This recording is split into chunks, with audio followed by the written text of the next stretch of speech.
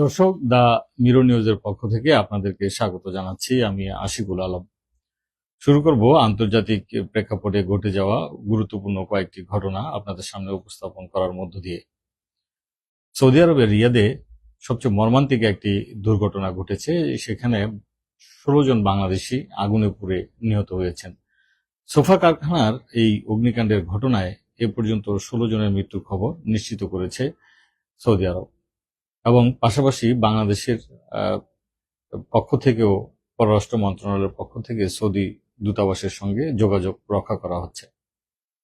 যারা নিহত হয়েছেন তারা সবাই বাংলাদেশের নওগাঁ জেলার আত্রাইয়ের বাসিন্দা। অধিকাংশরাই এই আত্রাইয়ের বাসিন্দা। এই মর্মান্তিক ঘটনাকে কেন্দ্র করে পররাষ্ট্রমন্ত্রী শোক জানিয়েছেন বাংলাদেশের প্রবাসী কল্যাণ মন্ত্রীও। কিন্তু এই শোক জানানোর মধ্য দিয়েই সবকিছু আসলে শেষ হয়ে যায় না। যারা বাংলাদেশ থেকে এই শ্রমিকরা বিদেশে যান, তাদের নিরাপত্তা কাজের ক্ষেত্রে তারা কতটুকু নিরাপদ পরিবেশে কাজ করেন, সেখানে তাদের জীবনযাপনের ক্ষেত্রে কতটুকু সরকারের পক্ষ থেকে ভূমিকা নেওয়া হয়, সেই প্রশ্নগুলো সবসময় সামনে চলে আসে।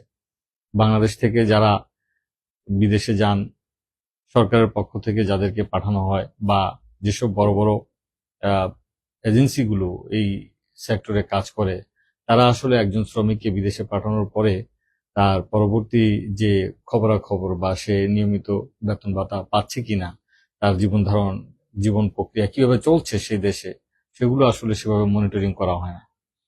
দীর্ঘ সময় এই প্রবাসীরা নানা ধরনের অভিযোগ করে থাকেন। তাদের বিভিন্ন ধরনের, অনেকেই যখন কাজ শেষ হয়ে যায় বা নতুন যখন তাদের মেয়াদ শেষ হয়ে যায়, ভিসার মেয়াদ শেষ হয়ে যায়, সেগুলো আবার নবায়ন করা, বিশেষ করে সৌদি আরবে আকামার যে সিস্টেম রয়েছে সেগুলো আবার নতুন করে নবায়ন করার প্রক্রিয়ায় অনেক বাংলাদেশি কিন্তু এখন খুব কষ্টে সেখানে দিনাতিপাত করছেন। এবং সৌদি আরবের পক্ষ থেকেও কিন্তু কিছুদিন পরপরই অভিযান চালানো হয়, এবং সেই অভিযানে তাদেরকে আটক করে আবার নিজ দেশে ফেরত পাঠানো হয়। বাংলাদেশে যেই প্রবাসীরা মৃত্যুবরণ করলেন এই অগ্নিকাণ্ডের ঘটনায় রিয়াদে, 16 জন, তাদের সবার আত্মার মাগফিরাত কামনা করছি। দা মিরর নিউজের পক্ষ থেকে আমরাও শোকাহত। আর আরেকটি বিষয় দর্শক আপনাদের সামনে জানাতে চাই, সেটি হচ্ছে যে রাশিয়া এবং ইউক্রেনের যে যুদ্ধ পরিস্থিতি, সেই যুদ্ধে দক্ষিণ কোরিয়া 50,000 সোলজার রাশিয়া পাঠাবে, যারা এই ইউক্রেনের বিরুদ্ধে যুদ্ধ করবে, এরকম একটি খবর ইউক্রেনের প্রেসিডেন্ট জেলেনস্কি জানিয়েছেন। এবং সেক্ষেত্রে এই যুদ্ধ পরিস্থিতি নতুন মোড় নিতে পারে, এবং সেখানে নতুন করে আবার ভয়াবহতা সৃষ্টি হতে পারে। বিশেষ করে একের পর এক ড্রোন হামলা, এবং আজকেও সেখানে 6 জন নিহত হওয়ার খবর পাওয়া গেছে, এবং সেখানে 2 জন শিশু রয়েছে। আমরা দেখছি যে গাজা থেকে শুরু করে ফিলিস্তিনের গাজা থেকে শুরু করে ইরানে এবং যেসব মধ্যপ্রাচ্যের যে দেশগুলোতে যুদ্ধ চলছে, সেখানে কিন্তু একের পর এক শিশুরা নিহত হচ্ছেন। তো সেই মানবিকতার দিক থেকে হলেও বিশ্বে এই যুদ্ধ পরিস্থিতি কিছুটা হলেও স্থিতিশীল হবে বলে আমরা আশা করি। পাশাপাশি দর্শক, আপনাদেরকে জানাতে চাই যে ইরানের সঙ্গে এই যে মধ্যপ্রাচ্যে যে ইরান যুক্তরাষ্ট্রের যে যুদ্ধ চলছে, সেই যুদ্ধে প্রেসিডেন্ট ডোনাল্ড ট্রাম্প একটি বক্তব্য দিয়েছেন। তিনি বলেছেন যে তিনি চাচ্ছেন যে নিজেকে, যুক্তরাষ্ট্রকে বিজয়ী ঘোষণা করে এই যুদ্ধ থেকে সরে আসার জন্য। সেক্ষেত্রে তিনি পারমাণবিক যে অস্ত্রের যে ব্যবহার বা পারমাণবিক যুদ্ধ ক্ষেত্রে পারমাণবিক এই অস্ত্র নিয়ে যে ধরনের পাল্টাপাল্টি অভিযোগ বা এইটা সমঝোতায় আসার ক্ষেত্রে যে ধরনের পদক্ষেপ নেওয়ার কথা ছিল, সেগুলো যদি কোনো সিদ্ধান্তে নাও আসে, তাহলে সেক্ষেত্রেও তারা এই যুদ্ধ থেকে ফিরে আসতে চান, এরকম একটি বার্তা যুক্তরাষ্ট্রের প্রেসিডেন্ট ডোনাল্ড ট্রাম্প দিয়েছেন। অন্যদিকে ইরান এই হরমুজ প্রণালীকে কেন্দ্র করে হরমুজ প্রণালী স্বাভাবিক করার ক্ষেত্রে 6টি শর্ত আরোপ করে দিয়েছেন। সেই শর্ত পূরণ হলেই কেবল তাদের সাথে সমঝোতা বা আলোচনা হতে পারে বলে তারা বলছেন। এই যে ইরান এবং যুক্তরাষ্ট্রের যে যুদ্ধ পরিস্থিতি, সেটির মধ্যেও ইরানের একটি বড় ধরনের পরিবর্তন হয়েছে শীর্ষ নিরাপত্তা কাঠামোয়। সেখানে অনেক বড় ধরনের পরিবর্তন আনা হয়েছে। বিশেষ করে আইআরজিসির সাবেক যে প্রধান মহসিন রেজাইকে এই পরিষদের প্রতিনিধি হিসেবে নিয়োগ দেওয়া হয়েছে এবং এই সুপ্রিম ন্যাশনাল সিকিউরিটি কাউন্সিলের সচিব হিসেবে তিনি নিয়োগ পেয়েছেন।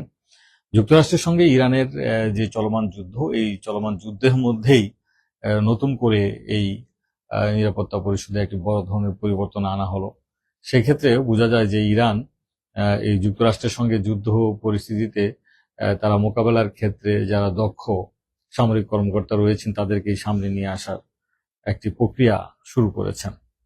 ইরানের সঙ্গে চলমান এই যুদ্ধ থেকে ফিরে আসার জন্য এবং সেটি যুক্তরাষ্ট্রের প্রেসিডেন্ট ডোনাল্ড ট্রাম্পের জন্য একটি শক্তিশালী পদক্ষেপ হবে, এরকম একটি মন্তব্য করেছেন সাবেক একজন সামরিক কর্মকর্তা, যুক্তরাষ্ট্রের একজন সাবেক সামরিক কর্মকর্তা জো কেন্ট। তিনি বলেছেন যে যুক্তরাষ্ট্রের প্রেসিডেন্ট ডোনাল্ড ট্রাম্পের এই মুহূর্তে উচিত হবে এবং শক্তিশালী তার সিদ্ধান্ত হবে যে ইরানের সঙ্গে যে যুদ্ধ চলছে সেই যুদ্ধ থেকে তাদের ফিরে আসা, এবং এটি তার জন্য উত্তম সিদ্ধান্ত। এবং এক্সে দেয়া এক বার্তায় তিনি এ ধরনের মন্তব্য করেছেন।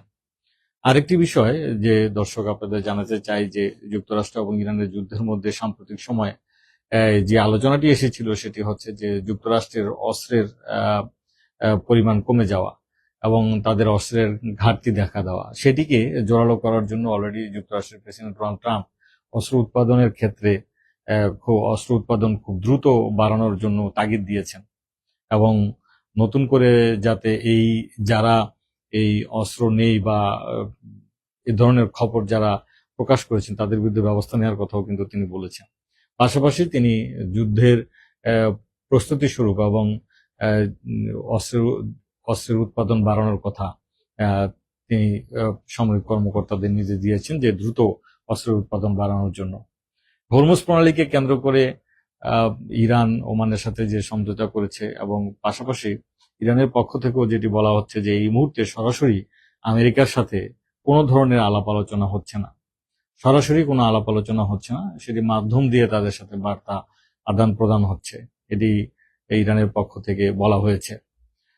এই যুদ্ধ যদি স্বাভাবিক হয় বা পরিস্থিতি হরমুজ প্রণালীর পরিস্থিতি যদি স্বাভাবিক হয় তাহলে সেক্ষেত্রে সারা বিশ্ব জুড়েই একটি স্থিতিশীল পরিস্থিতি আসবে। সেটি এখন সময়ের অপেক্ষা, আসলে কবে নাগাদ এটি স্থিতিশীল হবে এবং কিভাবে এই যুদ্ধের সমাপ্তি হবে সেটি এখন দেখার বিষয়। দর্শক, আমরা চেষ্টা করি দ্য মিরর নিউজের পক্ষ থেকে আপনাদের সামনে আন্তর্জাতিক বিশ্বে ঘটে যাওয়া গুরুত্বপূর্ণ ঘটনাগুলো উপস্থাপন করার জন্য। বিকেল ঠিক 3টা নাগাদ আবারও যুক্ত হব আপনাদের সাথে।